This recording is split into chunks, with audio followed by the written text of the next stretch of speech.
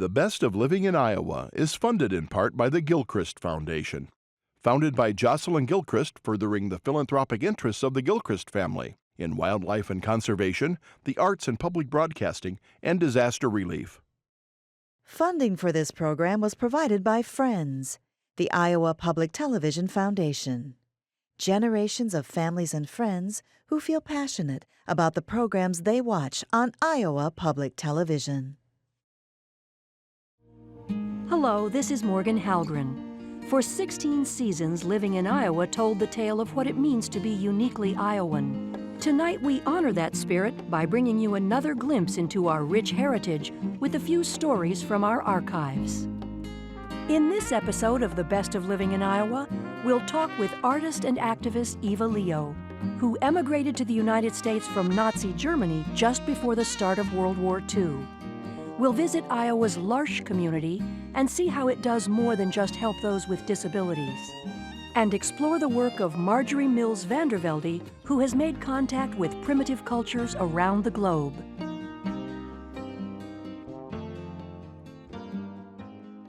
The idea of heading off into uncharted territory is often intimidating, and regardless of the preparations we may make, we generally rely on a hope and a prayer to get us through. Our stories tonight all relate to that concept of venturing into new and unfamiliar circumstances, and you'll see how the people involved used a certain amount of faith to help them succeed. We'll go to Wayne County to witness the efforts of a group of surgeons who are hopeful they can answer the prayers of some rural Iowans in need of critical care. We'll also head down to Danville in southeast Iowa to meet a woman whose rock-solid experience helps adventure seekers get some hoped-for results. But first, we'll go to Dubuque to meet an artist whose life has repeatedly led her into the unknown. She's met every challenge of her almost 90 years with great courage and optimism, and as a result, her artwork and her life have become a kind of visible prayer to all who view them.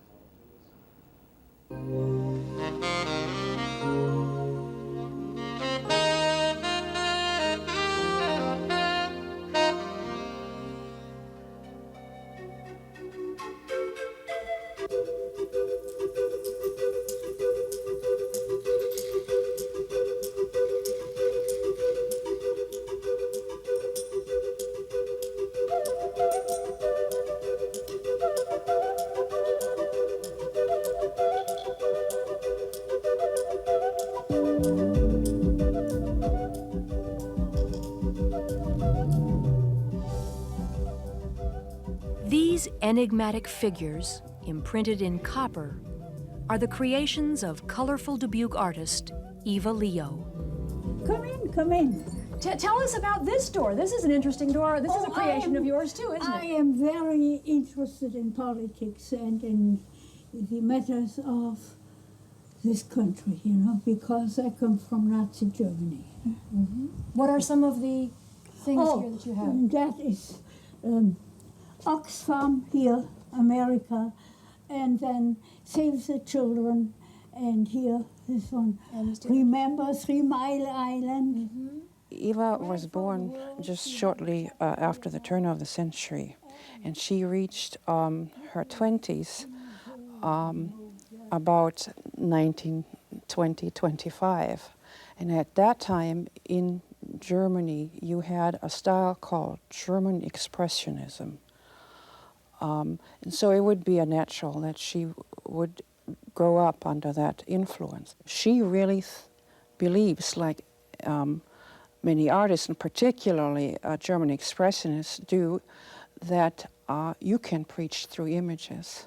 You see, that's Advent, Christmas, Easter. In Germany, Eva earned a master's degree in metalworking. The daughter of a Lutheran minister, she found success in bringing modern art into the church. I know. They wanted to introduce modern art, contemporary art in the Lutheran Church. But my feeling is it looks contemporary even on today's standards. I tell you, America was a little backwards at that time. But even in Germany, Eva was ahead of her time. Were there very many women in Germany who were doing artwork as seriously as you were? Not too many. I was probably a little bit more serious because I was on my own and had to make my living this way, you know. Then, on November 8, 1938, Crystal Night, her good friend Paul Leo was taken to a concentration camp. He was not Jewish. He was a Lutheran minister, but the Nazis objected to Paul's great-great-grandfather's Jewish heritage. After 2 years, Paul was released on the terms that he leave Germany forever. He wrote to Eva, and she decided to marry and join him. I felt then his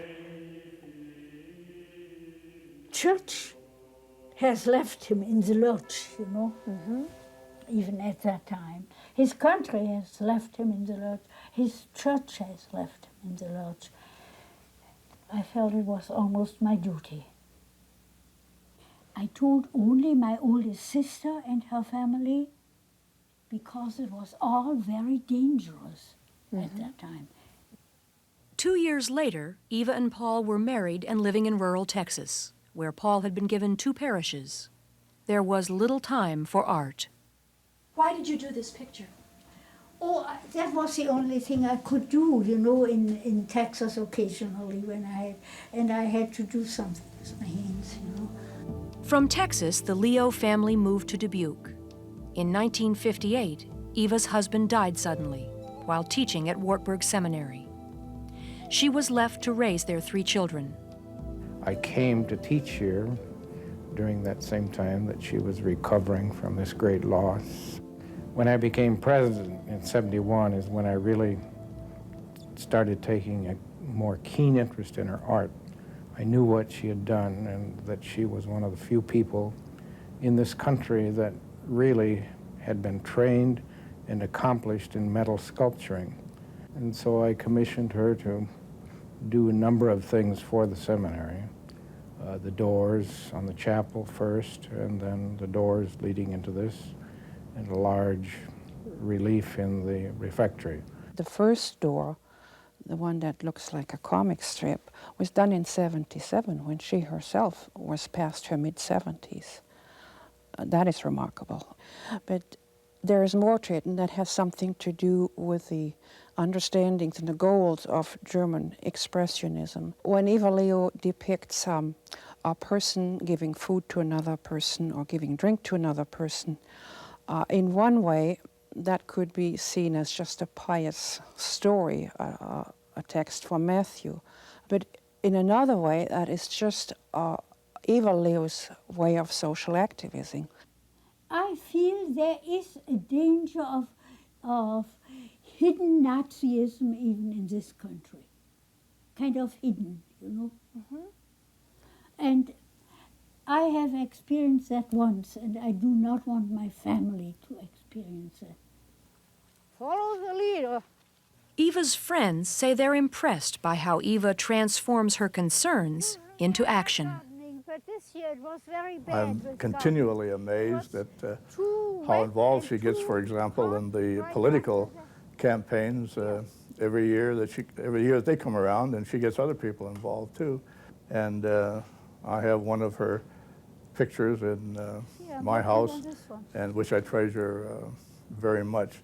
And the other thing is she's a very warm and humble person, going through a great deal of stuff in the course of her many, many years, and not letting it warp her, not letting it make her bitter. Wood. You see feet of Christ. Eva's artistic contributions to area churches include this 3 angel scene for Holy Trinity Lutheran, as well as a smaller design for their processional cross. What do you think of her style in terms of what it contributes to the atmosphere here at the church? It's can be kind of a graphic, stark style that to me is so expressive. Doesn't try to hide any of the pain or reality of our lives or the suffering that's involved in living. But something else shines through that goes beyond that pain and suffering. Is it art that has kept you this alive and this interested? Yeah, art and politics. Also, you know, immigration. If you do that with open eyes and an open mind, then and it is a very tough thing, but a very great experience too, both together. It has been a joy just to see her have the opportunity throughout her life to be recognized in this community for who she is.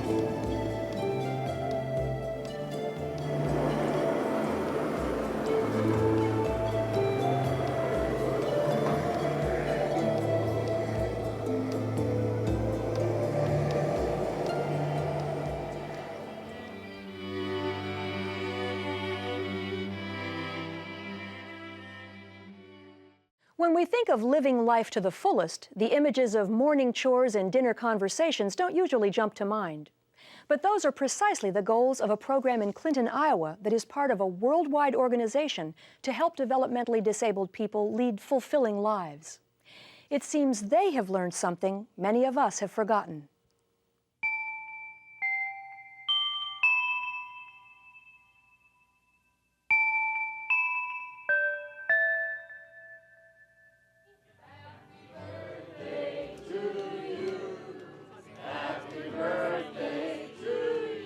For those with developmental disabilities, the idea of life in an institution hasn't always been something to celebrate.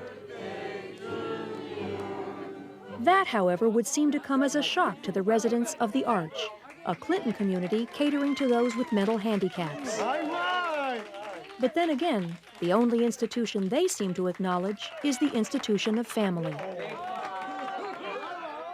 It takes a lot to find a place where people who don't fit into the mainstream can really find a place where they can be respected in their full dignity and have a course of life that really just allows them to do the basic things that we all obviously take for granted so much.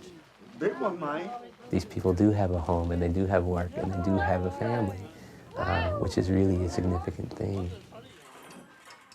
On the surface, life at this Clinton group home couldn't be more ordinary, with household chores and family meals forming the backbone of each day. A couple more slices. What makes the Arch unique is that it's home to 18 developmentally disabled adults and 9 assistants, and is one of the only small town chapters in the worldwide organization known as l'Arche. That's it. Get it. Started in France in 1964, l'Arche, translated the Ark, was created as an alternative to traditional institutions, offering instead a place where people with mental handicaps and those without could come together and live as a full-time family. It's just doing the simple, the ordinary things of life. It's very easy to judge people and to judge one another by what we see on the outside. And I think part of what l'Arche has done for me is it's challenged me to live from my heart and not my head, and to look more at who people are inside, and that we're all very similar. We all desire to be valued and to think that our life has purpose and meaning. All right, my turn next, huh? The Arch is one of the rare places where the phrase unconditional love seems to step outside the category of popular catchphrase and actually assume a tangible meaning. Here, hands that may struggle with a computer keyboard still manage to wipe the tears from a friend in need, and voices that are challenged by words effortlessly offer daily I love yous. What our society does a lot of is sort of deny the weakness that's in ourselves, by trying to prove that we're strong and that we're, capable and competent. Disabled people, what the gift that they have is they're not perfect people, but they always kind of bring us back to these issues of the heart, the need for acceptance and love and community. Let's see, we're going to need 2 more plates, okay? If you stop by the Arch, you'll discover a world where simple movements seem more delicate, common chores more rewarding, a world where arguments revolve around who gets to set the table as opposed to who has to set it. That's good. That's great, Becky. Here, duties that are often dismissed as tedious take on new importance. The act of preparing daily lunches is given the same respect as receiving a job promotion, and the task of making dinner is tackled with an enthusiasm typically reserved for high-power business presentations. What did you made, what was it? You made chili dogs? Chili dogs. Yeah, chili dogs a while back. And you always want meatballs, isn't it? Meatballs. I can fall into the trap of wanting to help other people so that one day, the world would become their oyster and that they really could make a difference in the world. Working here at L'Arche, there's a whole different set of priorities. I'm not helping anyone so that one day they'll change the world or so that one day the world will be their oyster. You have to be a lot more content with a more basic level of satisfaction in this sort of work. But I think it's also more central to what we're really supposed to be about, and that is just helping people simply because they deserve, the dignity and respect of a full life, a life that is built around conversation and self-respect and sharing your life with other people, not because eventually they might do something or they might be more productive one day, but just because they are. Well, let's see, there's ketchup for the fries. Listening in on the group's bell choir practice, it'd be easy to tune out the physical and mental disabilities of the musicians. But perhaps it's the ability to celebrate their differences that really fills the place with music. Everyone has a gift, and I think sometimes that it's hard to recognize the gifts of other people because we have a hard time recognizing our own gift. But I think that what we do here at the Arch, we learn about our own gifts, and then we can recognize and appreciate the gifts of others so that we don't have to feel like we're competing, that we're all kind of part of this together, and that, what I lack, you might have. And so that makes me a better person because you're in my life. We can experience our lives as something that is simply obligation, something that doesn't give us much joy, something that can be really difficult or dismal. But we also, each one of us has the power and the potential to experience life as something charmed, something that does give us a sense of belonging and a sense of security, and almost a sense of poetry. And it's the little things. It's treating people with dignity and looking to give people a smile, and that does make a difference, that does make the world more beautiful, more poetic.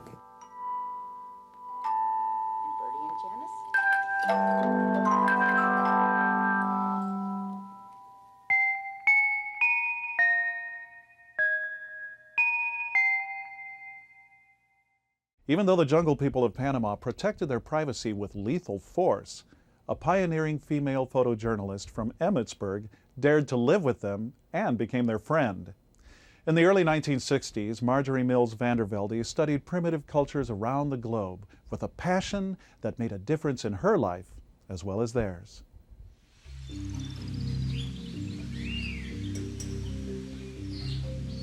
Imagine being the first white woman in a Panama jungle where the inhabitants protect their privacy with poison darts. Or think about studying the people of Panama's coastal islands, where the penalty is death for strangers caught there after sundown. They said, you can't stay on the island overnight. And I said, well, I'm going to stay. I'm going to stay and help the Kunas where I can. I had gifts with me. Gifts will do a lot for you. I came with bearing gifts and became their friend. In the early 1960s, Marjorie Mills Vandervelde, a photojournalist from northwest Iowa, dared to live with primitive people of Panama. First contact occurred while on assignment to write about the Choco Jungle Tribe for a Baptist missionary magazine. There's something about the jungle that you don't ever experience unless you're there. You have trees that have wonderful big blossoms on, and they have perfume. It's beautiful, beautiful to behold. The smells, the sounds, and the sights. But more importantly, the people of the jungle were topics of Marjorie's many articles, photographs, and books. In Keep Out of Paradise, she asked El Tigre, a headman from the Choco tribe, "Doesn't the jungle frighten even you?" He replied, "It is true. I am afraid of the dragon devil that lives in the thorn tree. But the jungle is the choco's best friend. El Tigre could tell you every tree in the jungle and what it's good for. And I was so proud of them for knowing how to do that. And I had to let him know that this is remarkable that you can do that. The primitives have taught me much more than I ever taught them. Marjorie said she admired indigenous culture's ability to survive in harsh conditions, and while living with them, learned some practical jungle lessons. Watch the monkey. What the monkey eats, you can eat. What the monkey throws out, you better throw out. These practical ways of survival. While surviving in the jungle, Marjorie's editor asked her to visit the Kuna people, a tribe that lives on a few of the 500 coral islands just off the Atlantic coast of Panama. So I did, and my interest especially has been with that tribe ever since. Let me tell you a couple of stories. They have a love potion, death potion, a hex potion. You throw it on someone and it hexes it. Potions that the medicine man has control of. Their medicine is a strange mix of herbology and black magic. In this picture, a midwife holds the newborn, and the mother's skin is dyed black so evil spirits can't find her. Some children have witch marks painted down their noses for similar protection. When a 3-year-old boy named Tomas became ill, Marjorie took a visiting medical doctor to Tomas's hut, but his mother wouldn't let the doctor in, relying instead on a medicine man's potion. Well, that night, Tomas died, and they buried him in a hole under his mother's hammock. And I was devastated. I just thought I couldn't stand it. And so I figured that the only thing to do was to train some of their own people in medicine because they would listen to them. Marjorie chose 2 15-year-old boys to put through medical school on the advice that one might drop out. And don't you know, they both stayed with it and became medical workers. So now they're down there taking care of these sick little Thomases that need them. To show their appreciation and respect for Marjorie and her kind acts, she was given an authority stick. If a chief has an authority stick, he doesn't want to share it with anybody else. After I'd been taking them gifts for 20 years, finally one of them broke down and said, "Here, you may have my authority stick." So then several of them did, and if I walk down the street on these islands and I have an authority stick, everybody will step off the path and let me go by. Over the years, Marjorie has become an authority on these tribes and was probably better known for that in Panama than in her hometown of Emmitsburg. That changed when Dr. James Coffey visited Marjorie at her home and saw the many artifacts from her trips to over 40 countries. Does anybody else in Emmitsburg know about this? I said to Marjorie, this is a wonderful collection and we really need to preserve the story of your life. Dr. Coffey initiated the move to place Marjorie's collection in a permanent exhibit at Iowa Lakes Community College and Public Library in Emmitsburg. Somebody who has really done something very special in their life. Other people should know about it because it's really a wonderful example for all of us. On display are photographs from Marjorie's extensive travels and a timeline of her life. As a child, Marjorie's treehouse was a safe haven and became the title of her autobiography. From that treetop vantage point, she dreamed of possible adventures beyond the horizon. And I thought, where do I go if I step over that skyline? So that immediately started a great curiosity in my life, and it took me to some exotic places. Marjorie satisfied that curiosity by going to exotic places like the islands where Kuna women wear blouses that they decorate with a fabric art called mola. Here, Marjorie shows off her favorite mola of an angel riding a dragon. Did you ever see an angel ride a dragon? And if I say to them, There is no such thing as a dragon. They would toss me out on my ears so quick. You might think that the idea of an angel riding a dragon would go against Marjorie's religious Quaker upbringing. You have to respect their religion. Whatever they believe, you have to know that that's an honest belief. And you respect them for it. You don't make fun of them. Marjorie has written a stack of books, some for children, intended to teach respect for Native people. It became a part of my philosophy that I had to try to build some bridges between those primitives and those of us who felt we were educated. Building bridges of understanding was my main purpose in life. Marjorie is surrounded by her photographs as she writes a column for the local newspaper. I get a lot of inspiration by just seeing the photos that I've taken. It seems like they're right there in the room with me. Pictures like an Eskimo mother pre-masticating or chewing food for her child. A Kuna girl in the Atlantic Ocean bringing fresh water from a mainland river to her island. Or a Choco woman suckling a baby pig to keep it alive after the sow died. We found this amazing artifact in Marjorie's kitchen, a slice of a prehistoric woolly mammoth tusk that was dug out of the Alaskan ice by the Eskimos. And he was going to take it to Anchorage to the museum. But before he took it, he sliced off a slice of that tusk and gave it to me. These are all reminders of adventures that took her beyond the horizon, from a childhood treehouse to live in a treehouse in the jungle. Marjorie is currently writing a book of oral histories about her Kuna friends she sees here every day.